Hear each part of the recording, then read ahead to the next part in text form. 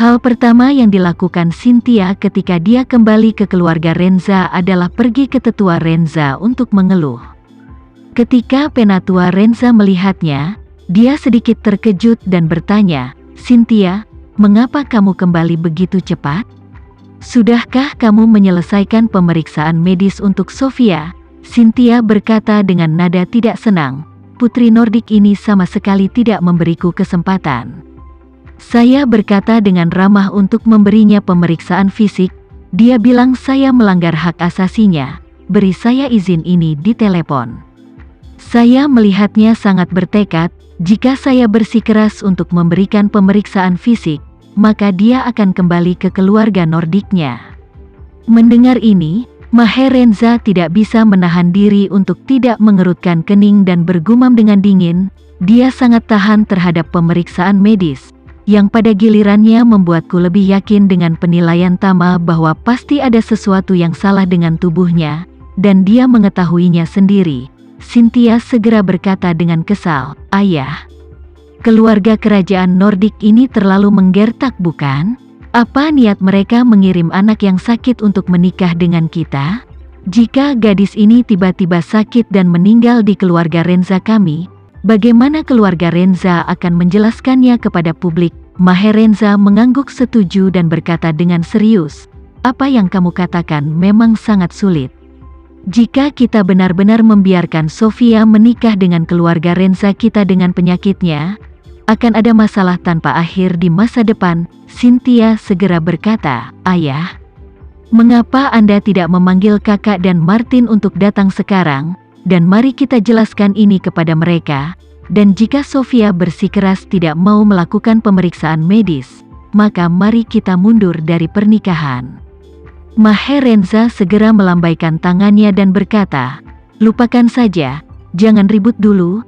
Lusa adalah upacara leluhur. Apakah kita memaksa Sofia untuk menjalani pemeriksaan medis atau kita langsung menarik diri dari pernikahan saat ini? Ini hanya masalah memperburuk keadaan. Mari kita tunggu sampai setelah upacara leluhur." Cynthia dengan cepat mengangguk dan berkata, "Kamu masih perhatian ayah.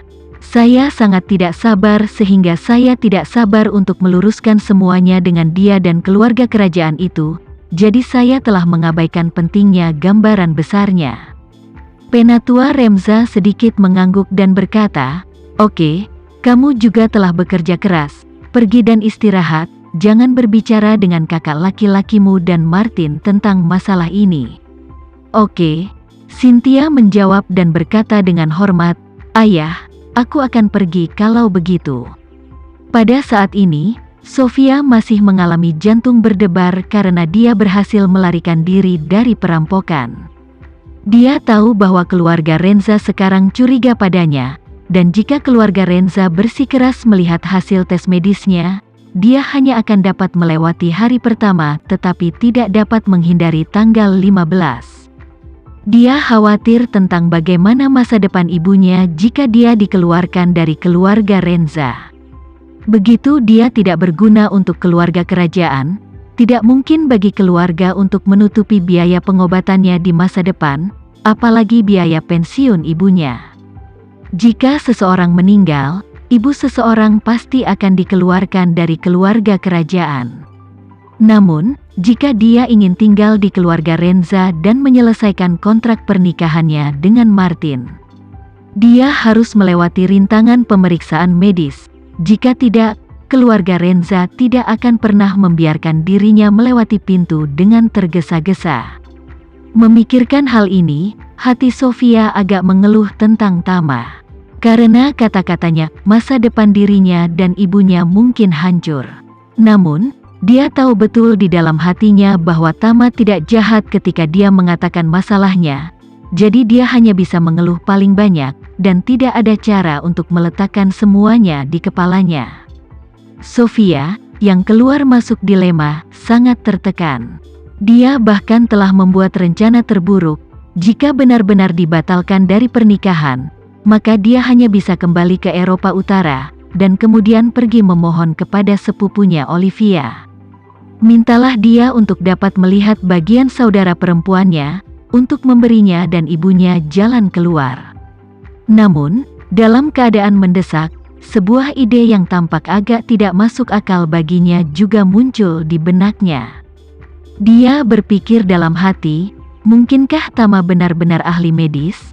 Dia bisa melihat penyakitku secara sekilas, mungkin dia juga memiliki kemampuan untuk menyembuhkan penyakitku.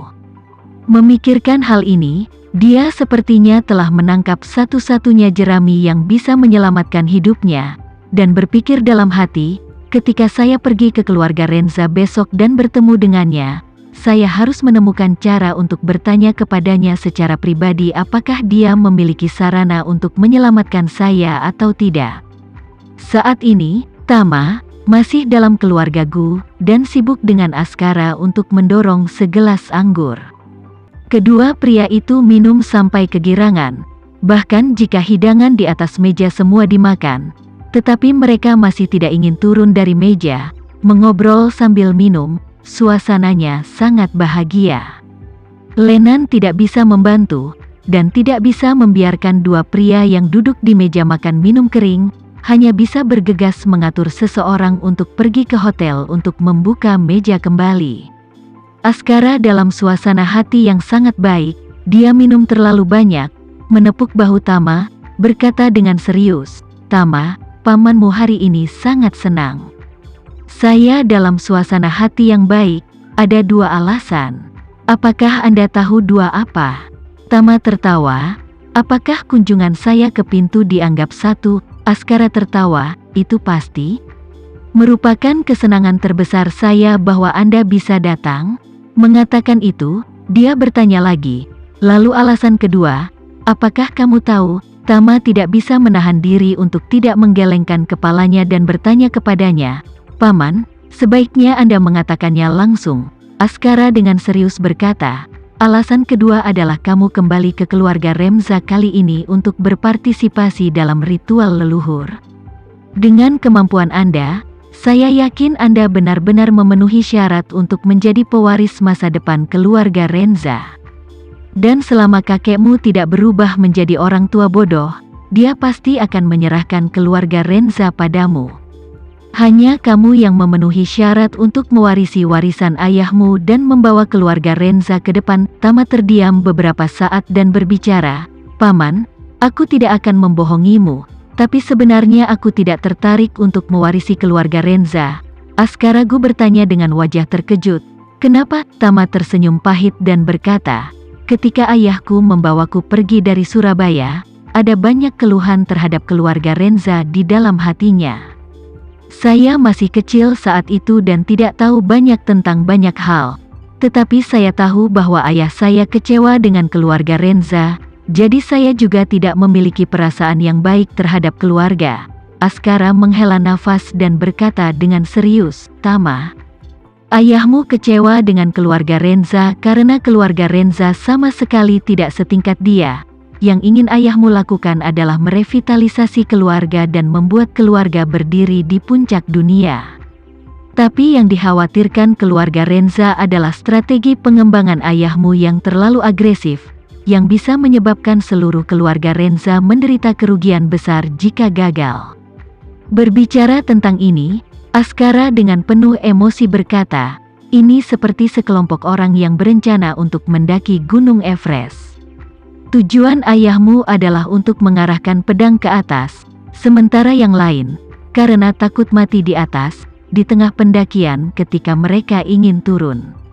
Mereka tidak hanya ingin turun, tetapi juga mengambil semua persediaan dan bahan, benar-benar memutus harapan ayahmu untuk terus mencapai puncak." Ayahmu secara alami kecewa, kesal, dan tidak senang. Pada saat ini, Askara mengambil gelas, meneguk cangkir anggur yang kuat, mata merah, berkata, "Sebelum ayahmu memutuskan untuk meninggalkan Surabaya, kami juga duduk bersama seperti hari ini, minum anggur sepanjang hari, baru kemudian kami berada di suasana hati yang berlawanan seperti sekarang." Sekian dulu ya video kali ini, kita lanjutkan lagi videonya di lain waktu. Oh iya, bagaimana menurut kalian? Semoga bisa sedikit menghibur kalian semua. Untuk teman-teman yang baru nonton, jangan lupa subscribe ya, hehehe. Dan kalau teman-teman ada yang ingin gabung langganan, bisa langsung gabung saja untuk dapat fitur yang menarik dan sedikit membantu Mimin. Terima kasih banyak sudah menonton, sampai jumpa lagi, bye bye bye.